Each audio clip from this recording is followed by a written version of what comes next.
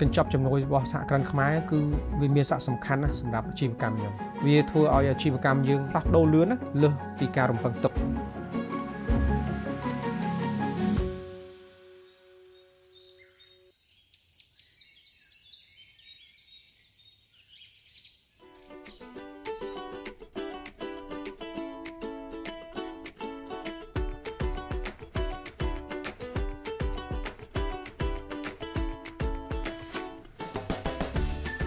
ជុំអេកូយើងបង្កើតនៅក្នុងឆ្នាំ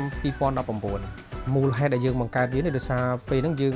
ជួបអ្នកប្រើប្រាស់ខ្ជុងទាំងអស់គឺសិតតែខ្ជុងព្រៃទើបធ្វើឲ្យយើងមានគំនិតគិតថានឹងធ្វើខ្ជុងមួយដើម្បីជំនួសវាបាន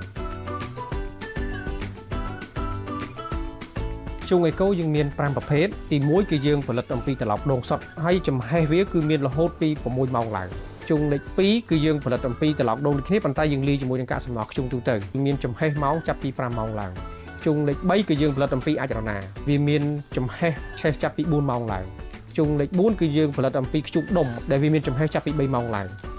ចំណែកឯខ្ជុងលេខ5នោះគឺយើងផ្សំពីកាកសំណល់ខ្ជុងទូទៅដែលវាមានចំហេះចាប់ពី2ម៉ោងឡើងបញ្ហាខ្ជុងអេកូជួបប្រទះកន្លងមកហ្នឹងទី1គឺបញ្ហាសម្បកវិខ្ចប់ដូចគ្នាធ្វើឲ្យប៉ះពាល់ដល់អតិថិជនរបស់យើងមែនទែនដើម្បីដោះបញ្ហាហ្នឹងទើបយើងព្យាយាម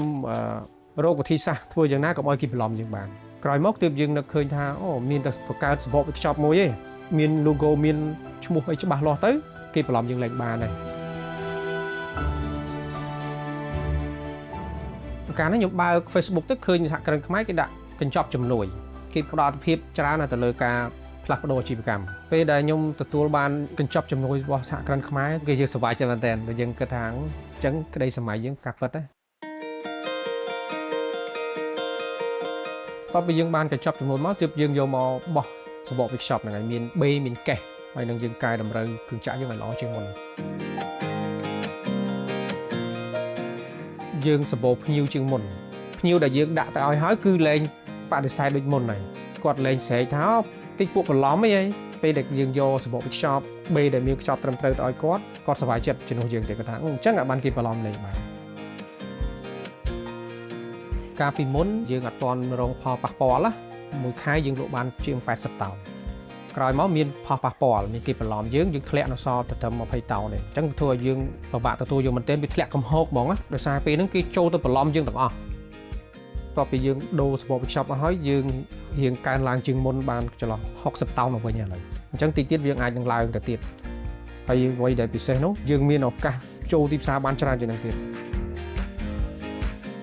សប្តាហ៍នេះយើងមានទីតាំងប្រដៅជាង20កន្លែងហើយនៅក្នុង9ខេត្តដែលនៅជុំវិញរាជធានីយើងណាក្នុងពេលយើងជាកន្លែងដែលយើងស្តុកនឹងវិខ្ចប់ត្រឹមត្រូវតែប៉ុណ្ណឹងទេនឹងចែកចាយទៅវិញ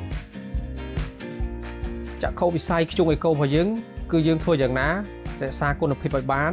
និងពង្រីកបន្ថែមនៃការផលិតដើម្បីឲ្យវាអាចទៅជំនួសខ្ជុងព្រៃដែលកំពុងប្រើប្រាស់បានហើយលើសពីនោះគឺយើងនឹងធ្វើយ៉ាងណានាំចេញទៅលក់នៅទីផ្សារអឺរ៉ុបឲ្យបាន